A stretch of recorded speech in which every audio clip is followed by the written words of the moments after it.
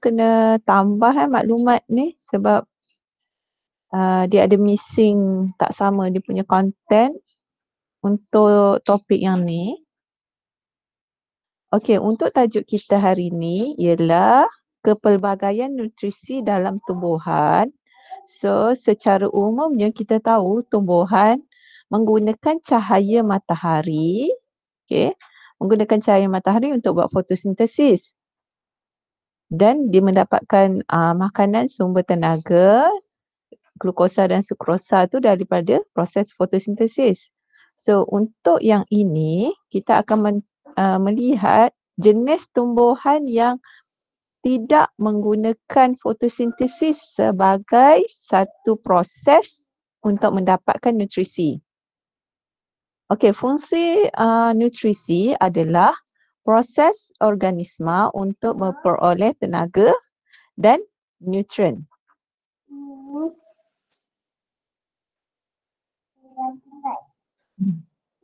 Okey, untuk apa mendapatkan tenaga dan nutrien ini? Okey, kita tahu untuk pertumbuhan, untuk penyelenggaraan dan membaiki tisu tumbuhan yang rosak. So, kita akan tengok 3 jenis tumbuhan iaitu tumbuhan epifit. Teacher sebut parasit, epifit dan carnivore.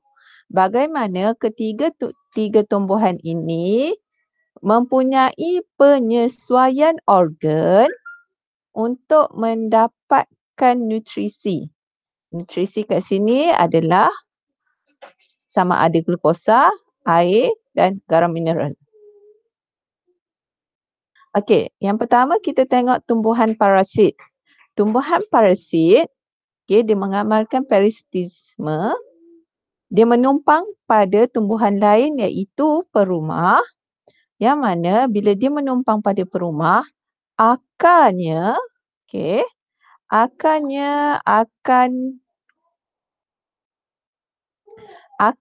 akan menyerap bahan organik,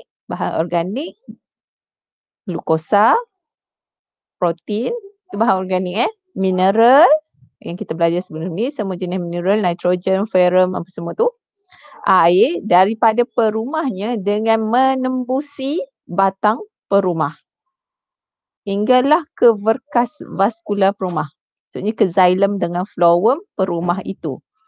Ini menyebabkan tumbuhan parasit membesar dengan lebih cepat dan subur manakala perumah akan mengalami kekurangan nutrisi, mengering, akhirnya mati. Okay. So, jenis tumbuhan. Kamu memang kena kenal pasti jenis tumbuhan. Yang pertama, tumbuhan Rafflesia. Yang mana tumbuhan Rafflesia ni dia menumpang pada batang pokok sehinggalah batang pokok itu mengecut dan layu. Dia tak duduk atas tanah. Okey, yang kedua adalah Cuscuta. Cuscuta ni yang warna kuning ni sebenarnya. Okey, dia merupakan tumbuhan macam rumput lah. Gambaran dia macam rumput. Okey, dia akan tumbuh pada atas pokok, akhirnya dia akan menyerap nutrien sehinggalah pokok akasia ni mati.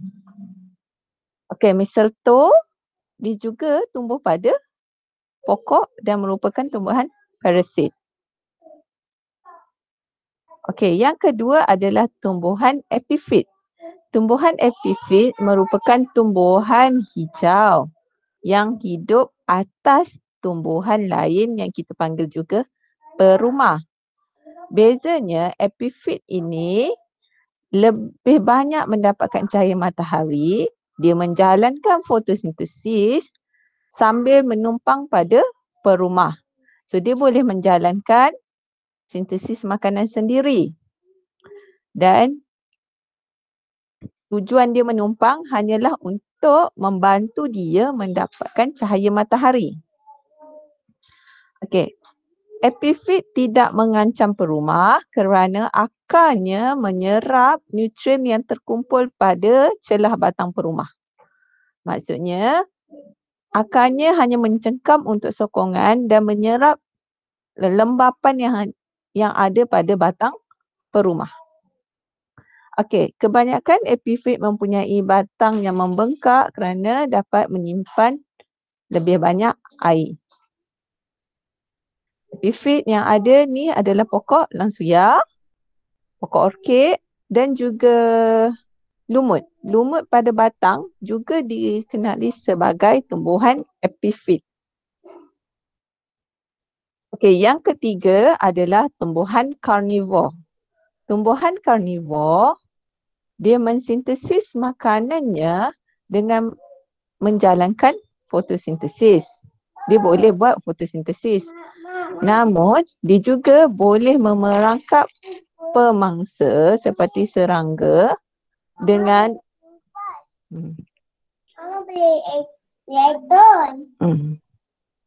Okey. Dia merembeskan nektar ataupun dia mempunyai nektar tu tindak sebagai pelekat supaya serangga boleh terperangkap.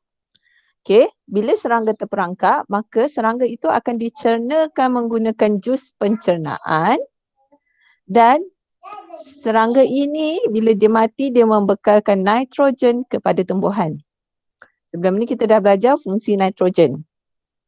So nitrogen penting untuk pertumbuhan kerana kebanyakan tumbuhan karnivor hidup di kawasan yang kekurangan sumber nitrogen. So tumbuhan karnivor ni salah satu ni adalah apa nama dia? Periuk kera. Okay, ada juga periuk kera yang begini. So serangga ni dia sebab bila periuk kera dia boleh mengumpul air. So serangga akan hinggap untuk minum air. Dan dia boleh terperangkap sebab dekat dia punya badan tu ada bulu-bulu halus ataupun nektar. Kalau Drosera carpines ni, dia boleh melengkung dengan untuk memerangkap serangga. Pinguicula, yang ni dia melekat. Serangga melekat atas dia.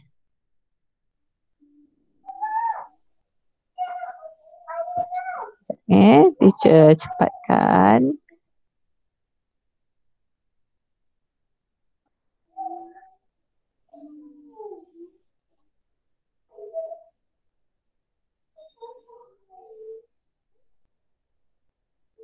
Ni serangga terperangkap. Macam mana dia ada mekanisme untuk memerangkap serangga.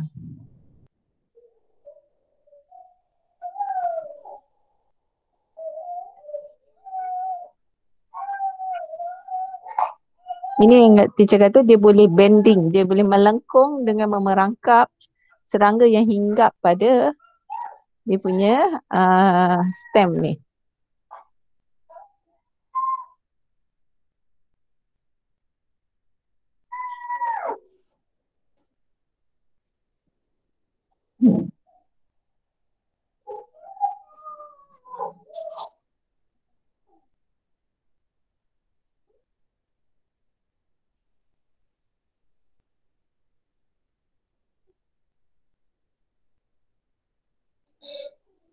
Okey, ini maklumat tambahan.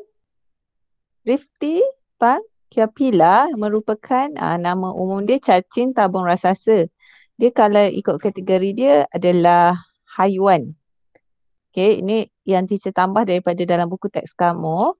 Okey, dia hidup di kawasan zon gelap yang merupakan kawasan yang kurang oksigen tapi kaya dengan bahan mineral dan bahan kimia.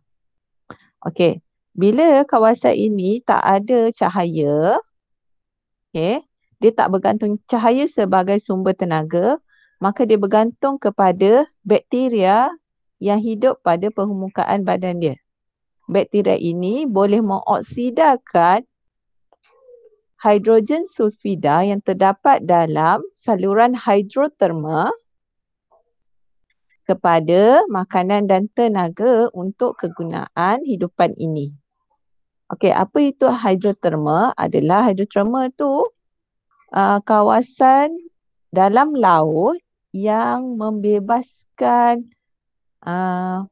wap panas lava daripada bawah tanah. Dan dasar laut lah. Okey. Itu saja yang kita nak belajar hari ni. 3 benda saja, iaitu jenis nutrisi yang pada ada tumbuhan parasit, tumbuhan epifit dengan tumbuhan karnivor. Okey, masuk pada soalan. Okey. Kulkuta ataupun tali puteri. Nyatakan tabiat nutrisi bagi tumbuhan ini. Siapa nak jawab? Ibu saya. Ada jawapan?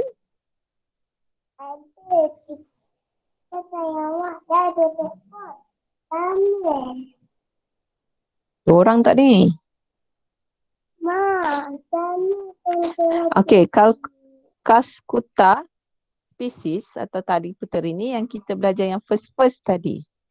Dia merupakan dia menggunakan tabiat nutrisi iaitu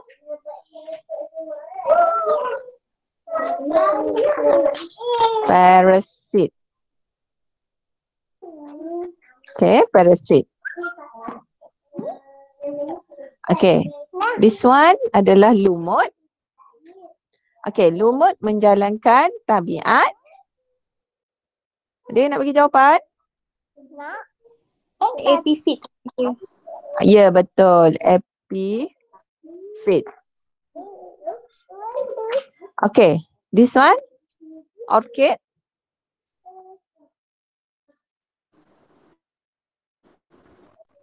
Epifit. Epifit. Okay. Ya.